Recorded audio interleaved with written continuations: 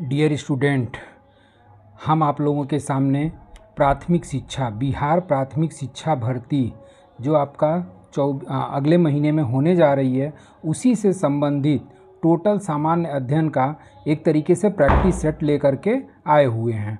और इस practice set में ये भी है कि आपका जो प्रीवियस ईयर में प्राथमिक शिक्षा भर्ती प्रारंभिक परीक्षा जो बिहार में आयोजित की गई थी, उस प्राथमिक शिक्षक प्रारंभिक परीक्षा के कुछ प्रश्नों का भी संकलन इसमें किया गया है। उसके साथ साथ आप ये देख रहे होंगे कि ये प्रथम प्राथमिक शिक्षक प्रारंभिक परीक्षा है। तो इसमें हुआ ये है कि आपका जो सबसे पहले बिहार शिक्षक भर्ती हुई थी, ये उसी का एक तरीके से हूबहू पेपर है। तो जो प्रथम प्राथमिक शिक्षक प्रारंभिक परीक्षा हुई थी, तो इस पेपर को देखने से बहुत सारे स्टूडेंट जो है वर्तमान में मिसगाइड हो रहे हैं कि किस टाइप के क्वेश्चन आने की संभावना बन रही है। तो इसी वजह से ये प्रीवियस ईयर का पेपर मैं आप लोगों के सामने सबसे पहले लेकर के आया हूँ। इसके बाद से जो भी जनरल स्टडीज़ से संबंधित जो भी आपका प्रैक्टिस सेट या इस टाइप से बनाए गए क्वेश्चन या आने वाले क्वेश्चन की संभावना बनती है, उसका मैं समय समय पर आप लोगों को प्रैक्टिस सेट सामान्य अध्ययन का प्रोवाइड कराता रहूँगा। तो सबसे पहले इस प्रथम प्राथमिक शिक्षक प्रारंभिक परीक्षा बिहार के पेपर का अंदाज़ा ले लीजिए कि किस टाइप से क्वेश्चन आपके परीक्षाओं में विगत परीक्षाओं में पूछे गए हैं। तो अब हम लोग आते हैं क्वेश्चन पे, और क्वेश्चन इसमें है आपका कि भारत के राष्ट्रीय फूल का नाम बताइए। तो भारत का जो राष्ट्रीय फूल है वो आपका है कमल, और इसी कमल को भारत का राष्ट्रीय फूल घोषित किया गया। और इससे संबंधित जो भी आपका क्वेश्चन ये हम पुटअप करेंगे, इससे संबंधित और भी जो क्वेश्चन बनने की संभावना बनती है, उसका मैं एक्सप्लेनेशन ज़रूर करूंगा। तो इससे ये एक फ़ायदा ये होगा कि इस क्वेश्चन को जानने के साथ साथ दूसरे क्वेश्चन भी आपके क्या हो जाएंगे, आसानी से तैयार हो जाएंगे। तो भारत के राष्ट्रीय फूल का नाम क्या है? कमल। और इस कमल का वैज्ञानिक नाम जो है वो नेलंबो न्यूसीफेरा है। नोट कर लीजिएगा, कमल का वैज्ञानिक नाम क्या है? तो नेलंबो न्यूसीफेरा है। अगला क्वेश्चन कि कथकली जिस प्रदेश की नृत्य नाटिका है वह है। तो कथकली जो है आपका केरल की एक लोक नृत्य के रूप में जाना जाता है, और ये अक्सर क्वेश्चन आपके कई परीक्षाओं में पूछ चुका है। उसके बाद से अगला क्वेश्चन कि देश का सबसे बड़ा बंदरगाह है। तो देश का सबसे बड़ा बंदरगाह आपका मुंबई बंदरगाह है।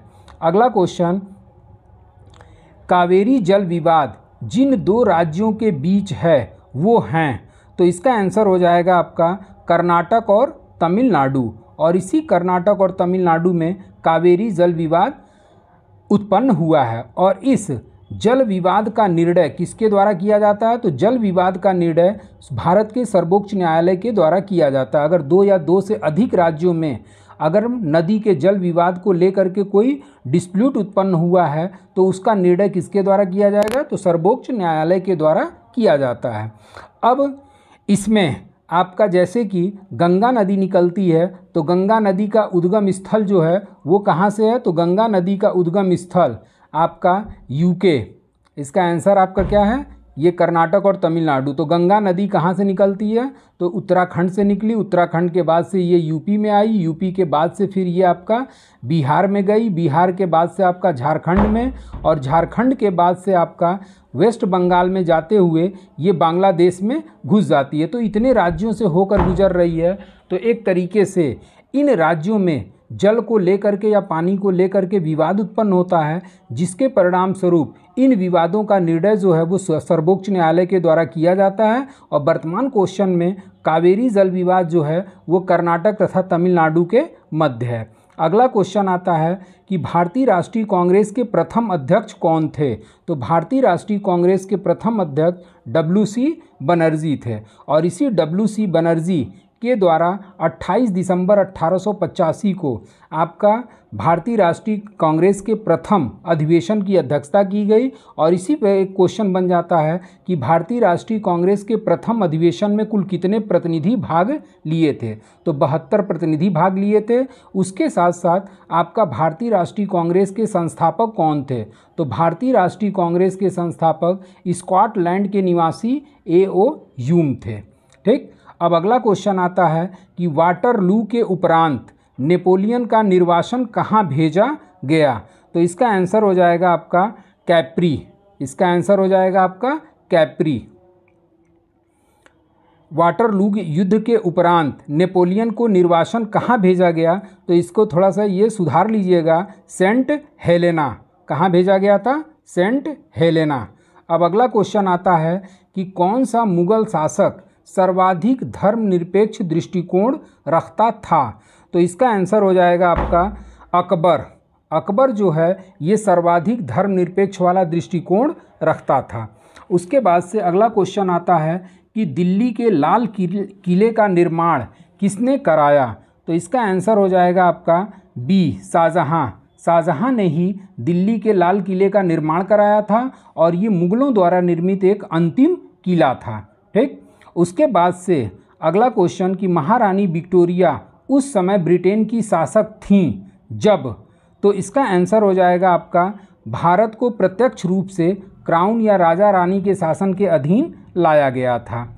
अगला क्वेश्चन आता है कि मुस्लिम लीग ने भारत के विभाजन की मांग सबसे पहले कब किया, तो इसका आंसर हो जाएगा आपका 1940। इसका आंसर क्या होगा, 1940। और इसी 1940 में आपका मुस्लिम लीग का लाहौर अधिवेशन हुआ था और इसी लाहौर अधिवेशन में मोहम्मद अली जिन्ना के द्वारा मुस्लिम लीग ने भारत विभाजन की मांग प्रस्तुत किया था। अब अगला क्वेश्चन आता है कि वर्ष 1911 में अब यहाँ पर इसका ऑप्शन के हिसाब से आपको मारना है, तो ये आपका दिल्ली को, ऑप्शन हो जाएगा दिल्ली को भारत की राजधानी बनाया गया। और इसी 1911 में आपका दिल्ली दरबार का आयोजन हुआ था और इसी दिल्ली दरबार में भाग लेने ब्रिटेन की महारानी मेरी और ब्रिटेन के सम्राट जॉर्ज पंचम भारत आए थे और इन्हीं के द्वारा दो घोषणाएं की गई थीं।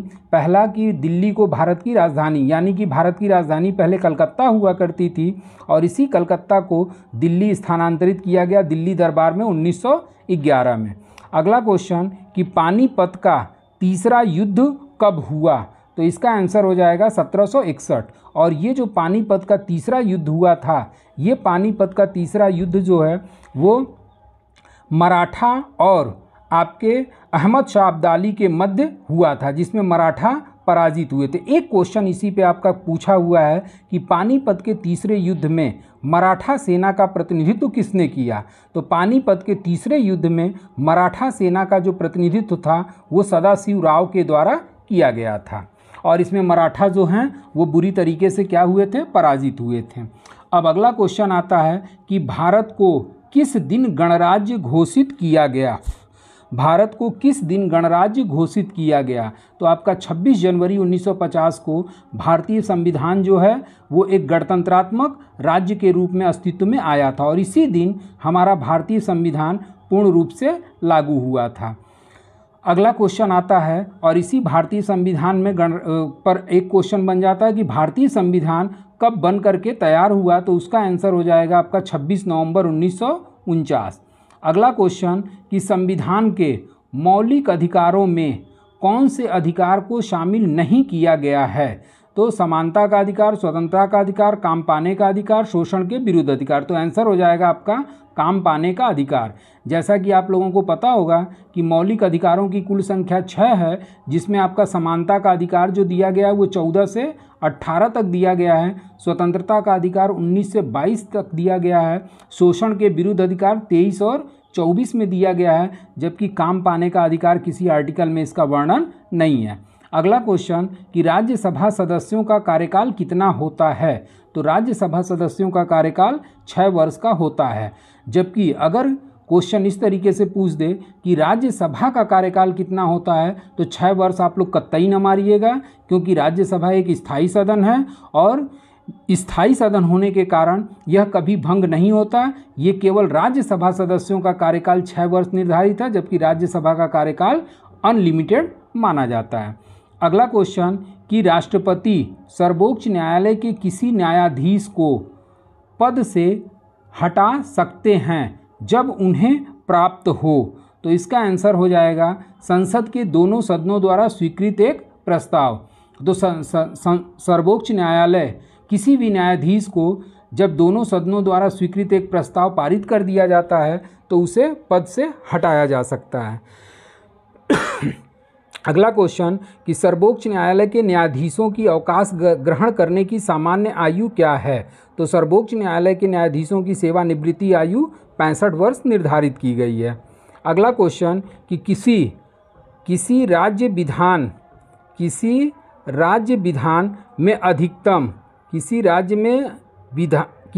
विधान में अधिकतम सदस्य कितने हो सकते हैं, तो अधिकतम सदस्यों की जो संख्या निर्धारित है वो 500 निर्धारित की गई है। अब अगले क्वेश्चन पे आते हैं और अगला क्वेश्चन आपका है भारत में नागरिकता निर्धारित होती है इस आधार पर, तो जन्म स्थान के सिद्धांत के आधार पर, रक्त सिद्धांत के आधार पर, जन्म स्थान के सिद्धांत या रक्त के सिद्धांत, उपरोक्त में से कोई नहीं। तो इसका आंसर आपका हो जाएगा सी। और जन्म स्थान का सिद्धांत एवं रक्त के सिद्धांत के आधार पर नागरिकता क्या की जाती है, घोषित की जाती है। तो आंसर हो जाएगा आपका सी। आंसर क्या होगा, सी। अब अगले क्वेश्चन पे हम लोग आते हैं और अगला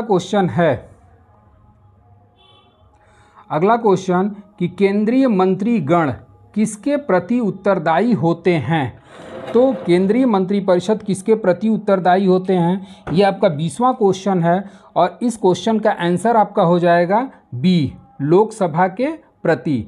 यानी कि केंद्रीय मंत्रिपरिषद सामूहिक रूप से लोकसभा के प्रति उत्तरदायी होती है। जबकि इसी पे एक दूसरा क्वेश्चन पूछता है कि लोकसभा व्यक्तिगत रूप से किसके प्रति उत्तरदायी होती है, तो लोकसभा जो है वो व्यक्तिगत रूप से आपका राष्ट्रपति के प्रति उत्तरदायी होती है। अगला क्वेश्चन कि भारत के प्रधानमंत्री के रूप में नियुक्ति के समय कौन राज्यसभा का सदस्य था, तो इसका आंसर हो जाएगा आपका इंदिरा गांधी।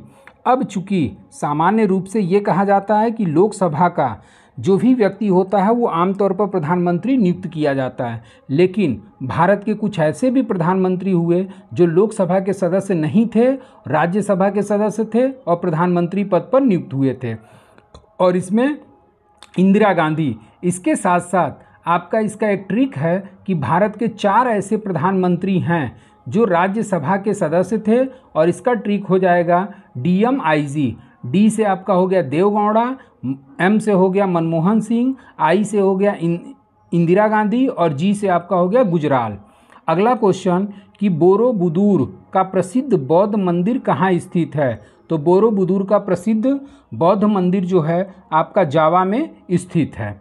अब अगले क्वेश्चन पे हम लोग आते हैं और अगला क्वेश्चन है कि मराठा प्रशासन में प्रधानमंत्री को क्या कहा जाता था, तो इसका आंसर हो जाएगा आपका पेशवा।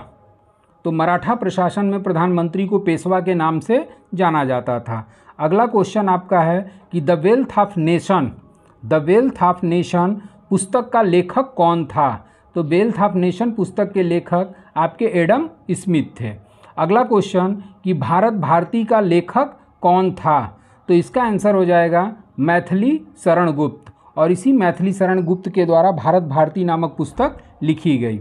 अगला क्वेश्चन आपका आता है कि ग्लिम्प्सेस ऑफ वर्ल्ड हिस्ट्री। अब देखिए यहाँ पे पुस्तक लेखक से 3-3, 4-4 क्वेश्चन कंटिन्यू आपके परीक्षाओं में आया हुआ है। जैसा कि हमने बताया कि ये आपका टीचर्स का ही प्रीवियस ईयर का पेपर मैं सॉल्व करा रहा हूँ, जो बहुत पहले बिहार प्राथमिक शिक्षा भर्ती हुई थी उसी का ये पेपर हूबहू है। तो इससे अंदाज़ा लग रहा है कि कम से कम 4-5 क्वेश्चन आपके पुस्तक लेखक से आने ही आने हैं। तो 26वां क्वेश्चन की ग्लिम्प्सेस ऑफ वर्ल्ड हिस्ट्री किसने लिखा? तो इसका आंसर हो जाएगा आपका जवाहरलाल नेहरू। और इसी ग्लिम्प्सेस ऑफ वर्ल्ड हिस्ट्री एक पत्र के रूप में इन्होंने अपनी पुत्री के लिए लिखा हुआ था। अगला question, Hindu view of life का लेखक का नाम क्या है? तो इसका आंसर हो जाएगा आपका एस राधा कृष्णन। और सर्वपल्ली राधाकृष्णन के द्वारा हिंदू व्यू ऑफ लाइफ नामक पुस्तक की रचना की गई थी। अगला क्वेश्चन आता है कि निम्नलिखित में किस अफ्रीकी देश ने सबसे पहले स्वतंत्रता प्राप्त किया था? तो इसका आंसर हो जाएगा आपका नाइजीरिया। और ये नाइजीरिया अफ्रीकी देश है जिसने सबसे पहले स्वतंत्रता हासिल किया था। अगला क्वेश्चन आता है कि servant of the people society की स्थापना किसने किया? तो servant of the people society की स्थापना गोपाल कृष्ण गोखले के द्वारा किया गया। और इसी को इस नाम से पूछता है कि सर्वेंट ऑफ इंडिया सोसाइटी का संस्थापक कौन था? तो इस सर्वेंट ऑफ इंडिया सोसाइटी के संस्थापक थे आपके गोपाल कृष्ण गोखले। और इसी गोपाल कृष्ण गोखले के द्वारा 1905 में, ध्यान दीजिएगा कब, तो 1905 में इनके द्वारा servant of the people society की स्थापना की गई थी। अगला क्वेश्चन आता है कि अलीगढ़ आंदोलन को आरंभ करने वाला कौन था? तो इसका आंसर हो जाएगा आपका सर सैयद अहमद खां। और इसी सर सैयद अहमद खां को अलीगढ़ आंदोलन का प्रवर्तक माना जाता है। और इनका मुख्य उद्देश्य था मुसलमानों में पाश्चात्य शिक्षा एवं वैज्ञानिक सोच को बढ़ावा देना था। और इसी सर सैयद अहमद खां ने एंग्लो ओरिएंटल कॉलेज की स्थापना भी किया था, जो बाद में अलीगढ़ मुस्लिम विश्वविद्यालय के नाम से फेमस हुआ। अगला क्वेश्चन कि अजमेर में किस सूफी संत की दरगाह स्थित है? तो इसका आंसर हो जाएगा आपका मुइनुद्दीन चिश्ती। और इसी मुइनुद्दीन चिश्ती की दरगाह जो है अजमेर में स्थित है। और इसी मुइनुद्दीन चिश्ती की दरगाह पर अकबर जो मुग़ल शासक था ये पैदल यहाँ की यात्रा कई बार कर चुका था। अगला क्वेश्चन कि कुंभ मेला कहाँ नहीं लगता है? तो नासिक हो गया, हरिद्वार हो गया, इलाहाबाद हो गया, और इसका आंसर हो जाएगा आपका मथुरा। मथुरा में आपका कुंभ मेला नहीं लगता। और इससे रिलेटेड हम आपको एक ट्रिक भी बताए रहे होंगे शॉर्ट वीडियो में कि कुंभ मेला वाले स्थल जो है उसका ट्रिक है ई नाऊ ह। अब ये 4 जगह पर आपका कुंभ मेला लगता है। ई से आपका इलाहाबाद ऑप्शन में है, और इलाहाबाद वाला कुंभ मेला जो है वो संगम, गंगा यमुना के संगम पर लगता है। नासिक वाला जो ना से आपका क्या हो गया नासिक, और नासिक वाला कुंभ मेला जो है वो आपका गोदावरी नदी के तट पर लगता है। ऊ से उज्जैन वाला क्षिप्रा नदी के तट पर, और ह से हरिद्वार जो है आपका गंगा नदी के तट पर लगता है। तो कुंभ मेला कहाँ नहीं लगता है? तो मथुरा में नहीं लगता। और ये जो हमने ट्रिक बताया इस ट्रिक के माध्यम से 4 जगहों पे कुंभ मेला का स्थान निकल आएगा। अगला क्वेश्चन कि राज्य की उत्पत्ति के सामाजिक समझौते के उपरांत एक प्रमुख प्रतिपादक कौन है? तो इसका आंसर हो जाएगा आपका लॉक। इसका आंसर क्या हो जाएगा? लॉक। तो सामाजिक समझौते के उपरांत एक प्रमुख प्रतिपादक जो है सामाजिक समझौते के सिद्धांत का प्रतिपादक लॉक को माना जाता है। अब 34वां क्वेश्चन कि म्यांमार बर्मा में किस प्रकार की शासन प्रणाली है? तो आपका आंसर हो जाएगा डी, सैनिक शासन। और ये जो म्यांमार या बर्मा में किस प्रकार की शासन प्रणाली है, तो ये एक तरीके से जब आपका 1990-93 में जब ये पेपर हुआ था उस समय बर्मा म्यांमार में सैनिक शासन का प्रचलन था। अगला 35वां क्वेश्चन कि पटना नगर निगम की आय का प्रमुख स्रोत कौन सा नहीं है? सरकारी अनुदान, भवन कर, उसके बाद से नाली कर और बिक्री कर। तो इसका आंसर हो जाएगा बिक्री कर जो है ये पटना नगर निगम के आय का प्रमुख स्रोत नहीं माना जाता, क्योंकि आपका नाली का कर भी लिया जाता है, भवन कर भी लिया जाता है, सरकारी अनुदान भी लिया जाता है, जबकि विक्रय कर जो है ये प्रमुख स्रोत के रूप में नगर निगम का नहीं शामिल है। अब अगला क्वेश्चन कि भारतीय संविधान में स्वतंत्रता के अधिकार में कौन सी स्वतंत्रता शामिल नहीं है? तो इसका आंसर आपका अभिव्यक्ति की स्वतंत्रता, संपत्ति रखने की स्वतंत्रता, उसके बाद से आने जाने की स्वतंत्रता, कोई भी व्यवसाय अपनाने की स्वतंत्रता। तो इसका आंसर हो जाएगा आपका संपत्ति रखने की स्वतंत्रता। और ये जो स्वतंत्रता है इसमें संपत्ति रखने की स्वतंत्रता आर्टिकल 19 के अंतर्गत नहीं दी गई है, जबकि 19 एक क में वाक एवं अभिव्यक्ति की स्वतंत्रता दी गई है। उसके बाद से संचरण करने की स्वतंत्रता भी आपका स्वतंत्रता में शामिल है और कोई भी व्यवसाय अपनाने की स्वतंत्रता आर्टिकल 19(1) में आपकी स्वतंत्रता में 6 स्वतंत्रताएं प्रदान की गई हैं, जिसमें संपत्ति के रखने की स्वतंत्रता नहीं दी गई है। इसका बल्कि हम एक ट्रिक है जो हम इंडियन पॉलिटी या भारतीय संविधान वाले में हम बहुत ही आसानी तरीके से जो भी स्वतंत्रता के या आर्टिकल 19 में जो भी 6 मूल अधिकार दिए गए हैं उन सभी को हम पढ़ाए हुए हैं। और ये जो संपत्ति का मूल अधिकार था, ये संपत्ति का मूल अधिकार 19(1) में शामिल था, जिसको कि 44वें संविधान संशोधन 1978 द्वारा हटा दिया गया और इसको 300 क के अंतर्गत विधिक अधिकार के रूप में मान्यता प्रदान की गई। अब अगला क्वेश्चन 37वां कि विश्व में सबसे बड़ा महाद्वीप कौन सा है? तो इसका आंसर आपका हो जाएगा एशिया महाद्वीप, और ये एशिया महाद्वीप विश्व का सबसे बड़ा महाद्वीप के रूप में जाना जाता है। अगला क्वेश्चन कि पृथ्वी का एकमात्र स्वाभाविक उपग्रह कौन सा है? तो पृथ्वी का एकमात्र स्वाभाविक उपग्रह जो है वो आपका चंद्रमा है। अब अगले क्वेश्चन पे आते हैं कि कॉफ़ी का सबसे बड़ा उत्पादक देश कौन सा है? कॉफ़ी का सबसे बड़ा उत्पादक देश जो है वो आपका ब्राज़ील है। अगला क्वेश्चन कि सवारी के लिए प्रयोग की जाने वाली मोटर कारों का मूल्य उत्पादक है? तो इसका आंसर हो जाएगा आपका संयुक्त राज्य अमेरिका, और मोटर कारों का सबसे ज़्यादा उत्पादन करने वाला देश आपका USA को माना जाता है। 41वां क्वेश्चन कि महाबलीपुरम के मंदिरों का निर्माण किसने कराया? तो महाबलीपुरम के मंदिरों का जो निर्माण है वो पल्लव शासकों के द्वारा कराया गया था। अगला क्वेश्चन कि नीदरलैंड हॉलैंड की मुद्रा को किस नाम से जाना जाता है? तो नीदरलैंड या हॉलैंड की मुद्रा को गिल्डर के नाम से जाना जाता है। तो इससे आपको अंदाज़ा लग रहा है कि देश राजधानी मुद्रा से भी आपका एक क्वेश्चन आने की संभावना बन जाती है। अगला क्वेश्चन कि विश्व जनसंख्या दिवस कब मनाया जाता है? तो विश्व जनसंख्या दिवस आपका 11 जुलाई को प्रत्येक वर्ष मनाया जाता है।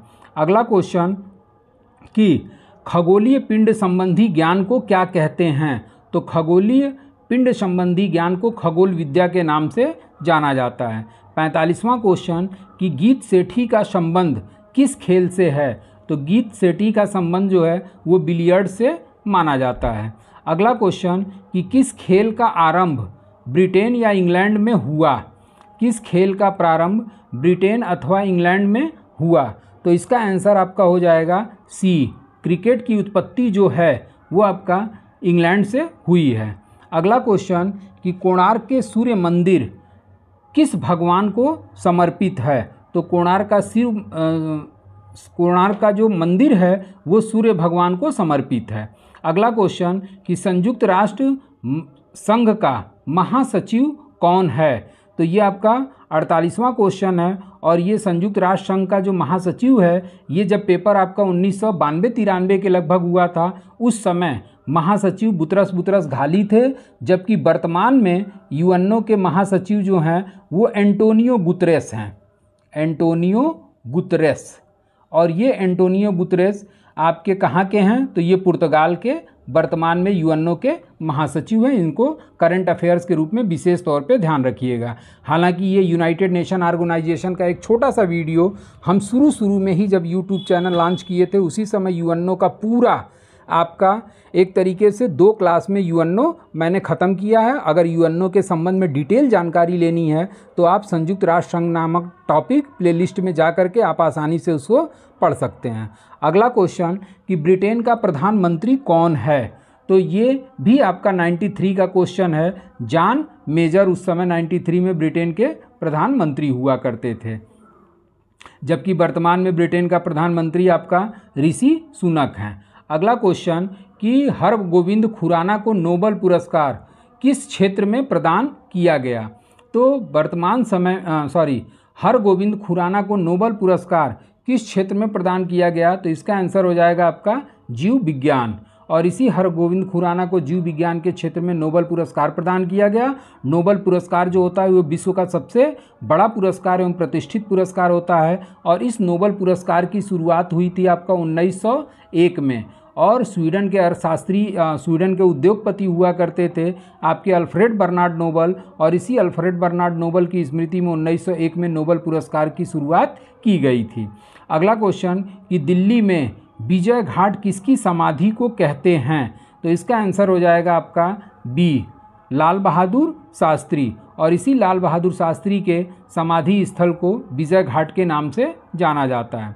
अगला क्वेश्चन कि संयुक्त राज्य अमेरिका का कौन सा राष्ट्रपति कभी भी न तो राष्ट्रपति पद पर न उपराष्ट्रपति पद पर निर्वाचित हुआ? तो इसका आंसर हो जाएगा आपका सी, जेरल्ड फोर्ड, और ये जेरल्ड फोर्ड जो है यूएसए के न तो कभी राष्ट्रपति बने न तो कभी उपराष्ट्रपति के पद पर निर्वाचित हुए थे। अगला क्वेश्चन कि किसी भारतीय राज्य की प्रथम महिला राज्यपाल कौन थीं? तो इसका आंसर हो जाएगा सरोजिनी नायडू, और ये सरोजिनी नायडू जो हैं ये भारत की प्रथम महिला राज्यपाल के रूप में नियुक्त हुई थी, और ये किस स्टेट की नियुक्त हुई थी? तो उत्तर प्रदेश। अगला क्वेश्चन कि भारत में यह कौन प्रमाणित करता है कि अमुक विधेयक धन विधेयक है अथवा नहीं? तो इसका आंसर आपका हो जाएगा लोकसभा अध्यक्ष, और इसी लोकसभा अध्यक्ष के द्वारा यह डिसाइड किया जाता है कि कौन सा विधेयक धन विधेयक है अथवा नहीं। अगला क्वेश्चन कि एशियन खेल 1982 में खेले गए थे, तो 1982 का जो एशियन गेम्स था वो एशियन गेम्स कहाँ पर खेला गया था? तो इसका आंसर हो जाएगा आपका दिल्ली में, और दिल्ली में 1982 का एशियन गेम्स का आयोजन दिल्ली में किया गया था। 56वां क्वेश्चन कि आपका बरौनी ताप बिजली घर स्थित है, तो बरौनी ताप घर बिजली जो है वो आपका बिहार में स्थित है। अगला क्वेश्चन कि भारत का पहला बोलने वाला चलचित्र कौन सा था? तो भारत का पहली बोलने वाली जो फिल्म थी वो थी आपका आलम आरा। उसके बाद से अगला क्वेश्चन आता है, और ये जो आलम आरा थी इसका प्रदर्शन सर्वप्रथम किस वर्ष किया गया? तो इस आलम आरा नामक मूवी का प्रदर्शन जो है 1931 में किया गया था, और इस फिल्म का निर्देशक जो थे A.M. ईरानी, इनके द्वारा निर्देशन किया गया था। अगला क्वेश्चन गांधी नामक चलचित्र में कस्तूरबा गांधी की भूमिका किसने निभाया? तो ये आपका आंसर हो जाएगा रोहिणी हट्टंगडी, रोहिणी हट्टंगडी। और ये जो गांधी नामक मूवी आई थी ये इसमें गांधी के पूरे जीवन चित्र पर इसका मूवी का निर्माण किया गया, और इस गांधी नामक चलचित्र के लिए 9 ऑस्कर अवार्ड के लिए भी नामित किया गया था। अगला क्वेश्चन कि जनगणना 1991 के आधार पर किस राज्य में शिशु मृत्यु दर सबसे अधिक है? तो इसका आंसर हो जाएगा आपका उड़ीसा, इसका आंसर उड़ीसा। और ये 91 की जनगणना है, जबकि आपका रिसेंट जो जनगणना हुई है वो 2011 में है। तो 2011 की जनगणना को भी आप लोग टच कर लीजिएगा, क्योंकि इससे क्वेश्चन आने की संभावना बन जाती है। अगला क्वेश्चन आपका आता है कि पौधे का मुख्य प्रकाश संश्लेषी अंग है, तो पौधे का मुख्य प्रकाश संश्लेषी अंग जो है आपका आंसर हो जाएगा पत्ती। अगला क्वेश्चन कि आनुवंशिकता के नियम का जन्मदाता कौन था? तो आनुवंशिकता के नियम का जन्मदाता जो है वो ग्रेगर मेंडल थे। अगला क्वेश्चन आता है कि कौन से हिंदी कवि का संबंध भक्ति परंपरा से था? तो इसका आंसर आपका हो जाएगा रसखान, इसका आंसर हो जाएगा रसखान। और इसी रसखान का संबंध जो है वो भक्ति परंपरा से, जबकि बाकी अन्य का भक्ति परंपरा से कोई लेना देना नहीं है। अगला क्वेश्चन आता है कि एज यू लाइक इट नामक अंग्रेजी पुस्तक किसने लिखा? तो इसका आंसर आपका हो जाएगा बी, विलियम शेक्सपियर। अब देख रहे होंगे कि 5वां क्वेश्चन ये पुस्तक लेखक से आपके परीक्षा में पूछा हुआ है। तो एज यू लाइक इट नामक अंग्रेजी पुस्तक का लेखक जो है वो विलियम शेक्सपियर थे। अगला क्वेश्चन कि कीमतें प्रायः कम होती हैं जबकि, अब इसका आंसर आपका हो जाएगा बी, आर्थिक मंदी हो। जब आर्थिक मंदी होती है तो कीमतें प्रायः क्या होती हैं? कम हो जाती हैं। अगला क्वेश्चन आता है कि 1930 के दशक में आर्थिक संकट कहाँ से आरंभ हुआ? तो इसका आंसर आपका हो जाएगा संयुक्त राज्य अमेरिका। और 1930 में संयुक्त राज्य अमेरिका से ही आर्थिक संकट प्रारंभ हुआ, जो धीरे धीरे अन्य देशों पर हावी हो गया था। अगला क्वेश्चन कि स्वतंत्र राज्यों के राष्ट्रकूल में भूतपूर्व की इकाइयाँ शामिल हैं। तो इसका आंसर आपका हो जाएगा सी, सोवियत संघ। स्वतंत्र राज्यों के राष्ट्रकूल में भूतपूर्व की इकाइयाँ सोवियत संघ में शामिल हैं। अगला क्वेश्चन आपका आता है कि पोलैंड पर जर्मनी द्वारा आक्रमण का तुरंत परिणाम हुआ। तो इसका आंसर आपका हो जाएगा बी, पोलैंड द्वारा जर्मनी पर आक्रमण का तुरंत परिणाम द्वितीय विश्व युद्ध हुआ। और ये द्वितीय विश्व युद्ध कब लड़ा गया था? तो 1939 से लेकर के 45 तक लड़ा गया। और इसी 45 में आपका विश्व के सबसे बड़े संगठन संयुक्त राष्ट्र संघ की स्थापना 24 अक्टूबर 1945 को की गई। अगला क्वेश्चन कि भारत में सबसे अधिक लंबे समय से कार्यरत मुख्यमंत्री कौन हैं? तो भारत में सबसे अधिक लंबे समय तक कार्यरत मुख्यमंत्री ज्योति बसु, जबकि वर्तमान में अब इनका रिकॉर्ड जो है ध्वस्त हो चुका है। 69 क्वेश्चन कि सर्वोच्च न्यायालय के किस न्यायाधीश पर असफल महाभियोग चलाया गया था? तो इसका आंसर हो जाएगा रामास्वामी। और सर्वोच्च न्यायालय के यही वी रामास्वामी न्यायाधीश थे जिनके ऊपर महाभियोग का प्रस्ताव लाया गया, लेकिन ये असफल रहा। अगला क्वेश्चन आपका कि प्रतिभूति घोटाले की जांच करने वाली संसदीय समिति, प्रतिभूति घोटाले की जांच करने वाली संसदीय समिति का अध्यक्ष किसे नियुक्त किया गया? तो इसका आंसर हो जाएगा रामनिवास मिर्धा। अगला क्वेश्चन कि औद्योगिक क्रांति कहाँ आरंभ हुई थी? तो ये जो आपका औद्योगिक क्रांति है, ये औद्योगिक क्रांति की शुरुआत आपका इंग्लैंड में हुई थी। और यह इंग्लैंड में जो औद्योगिक क्रांति हुई थी, इंग्लैंड के पास उपनिवेश देशों के होने के कारण कच्चे माल तथा पूंजी की अधिकता थी, जिसके कारण औद्योगिक क्रांति का सूत्रपात हुआ था। अगला क्वेश्चन कि भारत में सहकारिता समिति अधिनियम किस वर्ष पारित किया गया? तो इसका आंसर हो जाएगा आपका 1904। और 1904 में सहकारिता समिति अधिनियम 1904 में सर्वप्रथम पारित किया गया था। अब अगला क्वेश्चन आता है कि किस राज्य को भारत का अन्न भंडार कहा जाता है?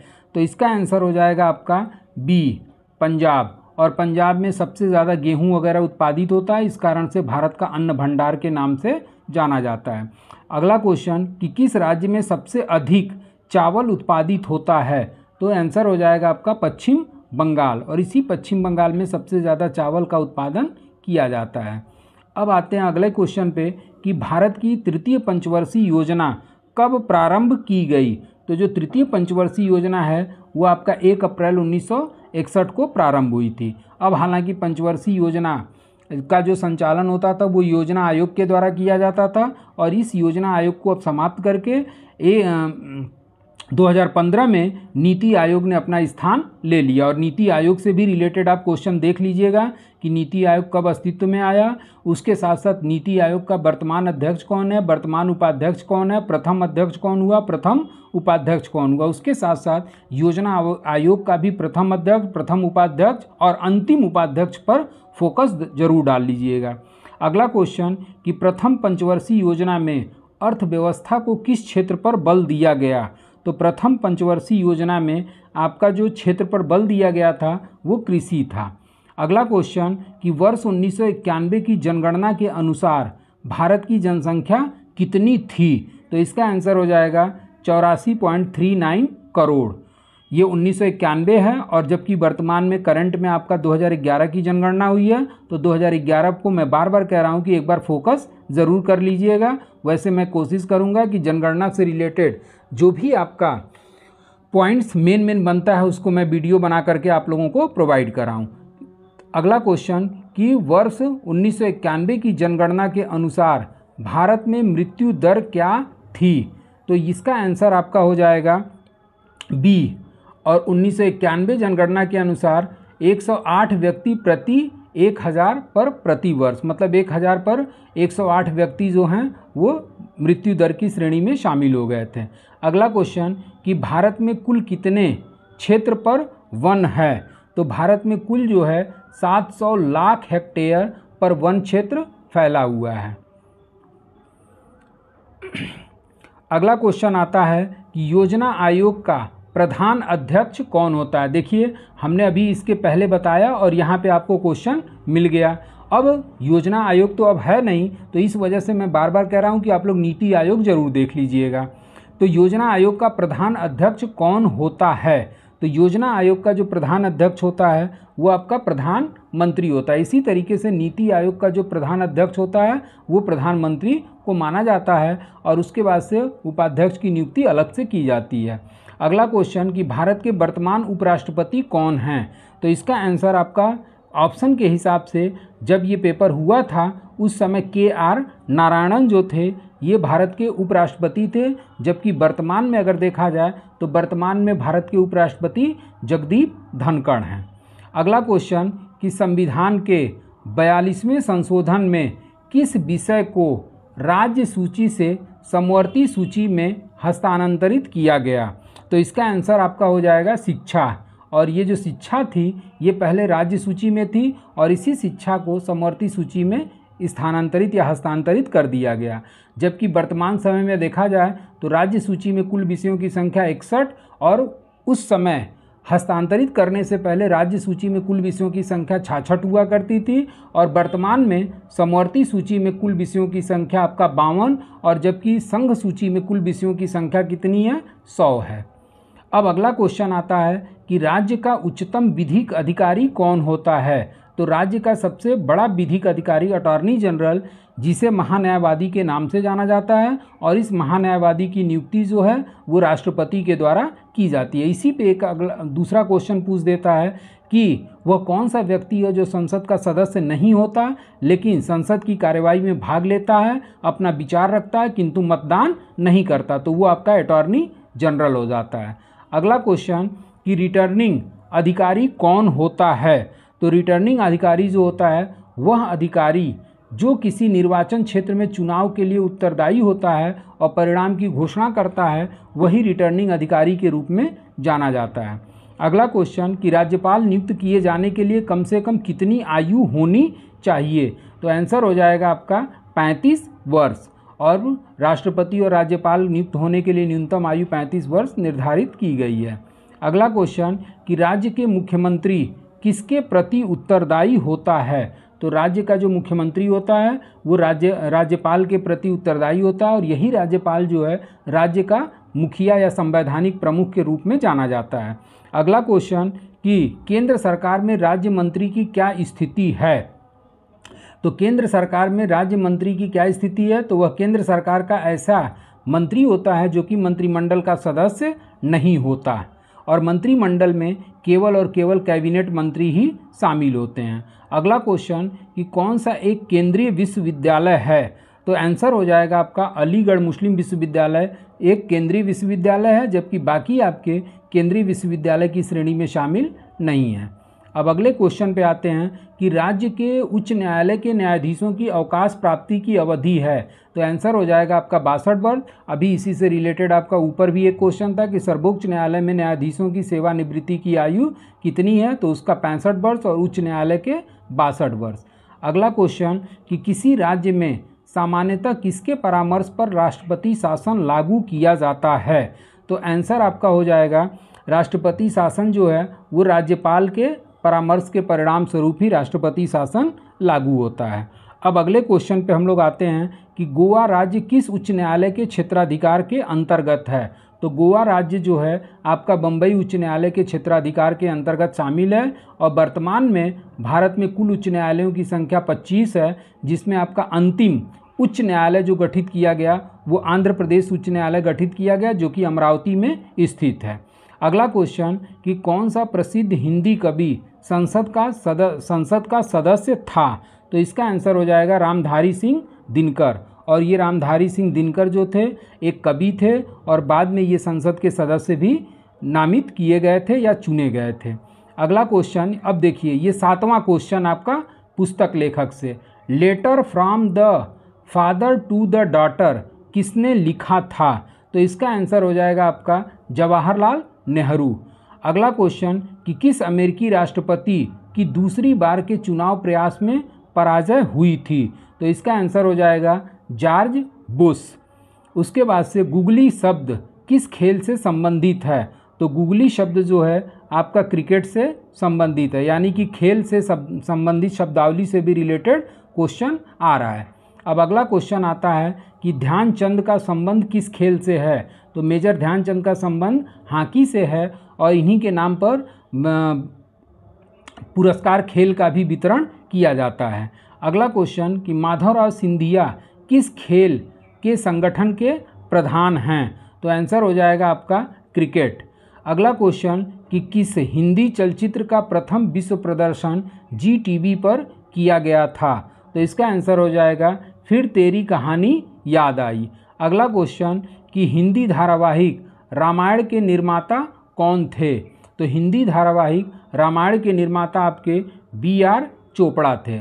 और अभी लॉकडाउन में भी देखे होंगे कि रामायण और महाभारत का टेलीकास्ट किया गया जो काफ़ी पॉपुलर हुआ था। और आपका 100वां अंतिम क्वेश्चन कि वह कौन सा देश दक्षिण एशियाई क्षेत्रीय सहयोग संगठन का सदस्य नहीं है। तो इसका आंसर हो जाएगा आपका अफ़गानिस्तान।